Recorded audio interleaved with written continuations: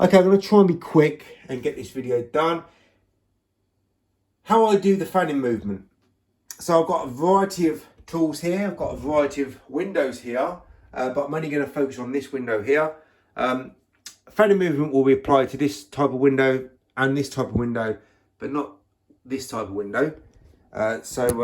Fanning movements are the majority of what you're going to be using in your day-to-day work, but you need to get good at it. And I forever was struggling with my fanning technique many years ago, and I found that when I was trying to replicate the techniques that other window cleaners were doing when I was working in the same sort of areas, every time I did it, I made so many mistakes. I was spending more time with the cloth, fixing all the mistakes, all the lines and all the problems I was getting. I just ended up saying to myself, just stick to these movements, because that's going to reduce the amount of work in comparison. But looking back, I struggled like hell, but doing the straight pulls really wasn't a good thing to do either. So what you need to do is have the right ingredients to be able to get the fanning movement perfected. And I found that having a saturated washer with soap added to the washer, you can get the best performing soap solution to work on. It's just dish soap. So get the right things to begin with, and it will help reduce your problems later on. So we're only using liquidators because that allows tool and technique. And I'll just give a quick demonstration with this 10-inch of the way that I do the fanning movement on this shaped glass here. I'm only going to work on this narrow glass here, and I'm not working outside because it's too hot. Now I'm going to go up 2 sizes, and I'm going to go to a 14-inch. So I'm missing out the 12-inch. I'm not focusing on where I start the fanning technique, and I'm not talking about the close off. I'm just talking about what's going on in the middle part of the plane. So I got that technique, the way that I did that fanning movement came primarily from the way that I would fan a window on a pole. So I remember many moons ago, people used to criticize me saying, why are you fanning a thin window like this on a pole when you should be doing straight pulls? And because they said, well, you're just going to create yourself a load of directional change marks. Now, they were saying that because they were getting directional change marks. But I'm not getting directional change marks. Or if I was, I'm reducing them much more than, let's say, the person who's criticising me for doing that manoeuvre on the glass. So I did that manoeuvre on the glass just because I could do it, and I could do it well, whilst reducing or eliminating any mistakes on the glass. And the reason why I could eliminate the mistakes is I've got a better soap solution that them guys got. I've got better knowledge. I've got better skill than those other YouTube window cleaners have. I've got a better performing squeegee because I'm using liquidators in the accelerator channel, not a bog standard brass channel. And my rubber was not worn. It wasn't leaving a film, and it wasn't burred at the edges. So all those things help in reducing or eliminating the mistakes on the glass. So if any one of those things that fail to perform well, including myself, or how I was working, then I've got a possibility of making mistakes. But because I've got everything under control, from the rubber, from the tool, to the technique, soap solution, and everything else, I can reduce all those problems. Unfortunately, for the guys who can't, they have to rely on straight pulls. So just like I said with my problems with fanning when I was learning how to fan, I had to rely on straight pulls because that was the next best thing to get around any problems with the fanning. So I'm very glad that I stuck with my pole technique because it helped my hand technique become much better than anybody else.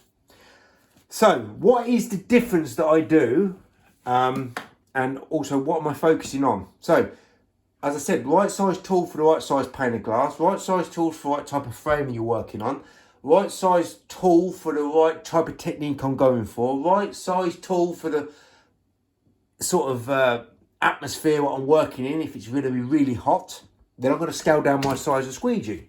So, really hot, I'm going to keep my window wet, and I'm going to put my tool in the right place at the right time. I'm not making excessive turns. I'm going up and over, down, up and over, down, like that, and it's evenly done. It's not turn one side of the window hugely and then come down and turn one side of the window. It's all evenly done. If there's only going to be any mistakes, it will be in the center here. It'll be minimal. There won't be massive arcs everywhere. But for the people who are struggling with their technique, that's one more thing that I have to consider that I don't have to consider.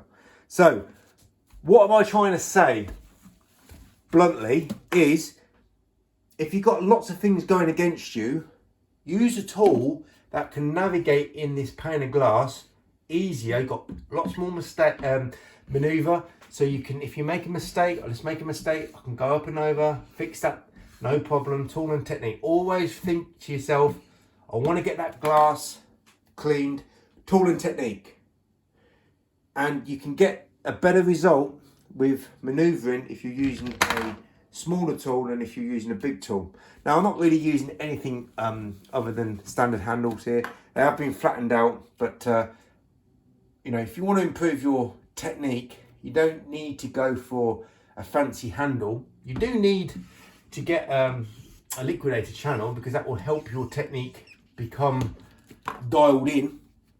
So that was a much quicker way of working, but I've got a much bigger tool to handle. Because I don't have that problem with my technique being flawed, I can use that if the window is easy to work on, if there's no other negating effect.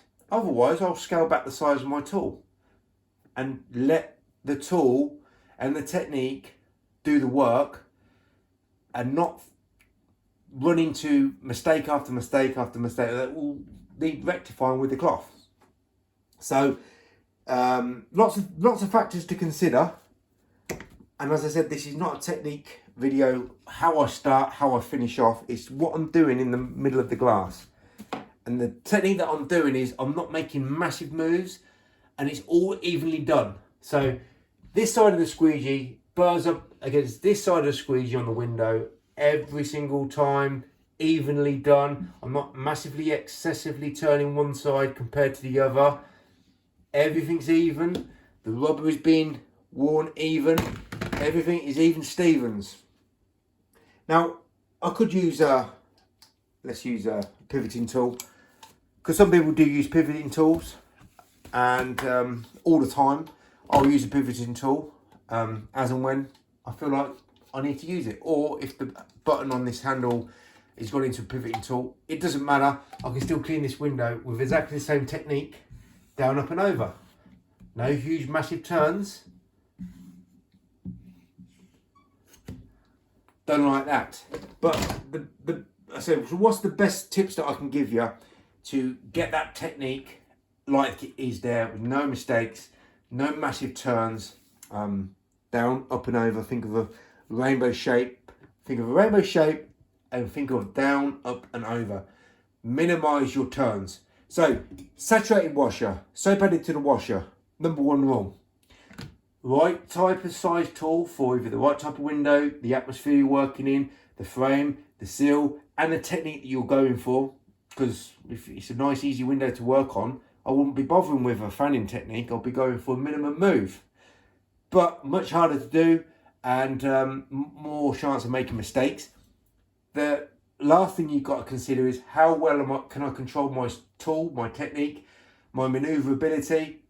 If it's not very good, if you're still learning, or you need to improve, then you want to downsize your tool size. But number one rule, don't use any other tool other than the liquidator. Liquidator is the key to mastering traditional window cleaning. Any other tool, you're not going to be able to master window cleaning.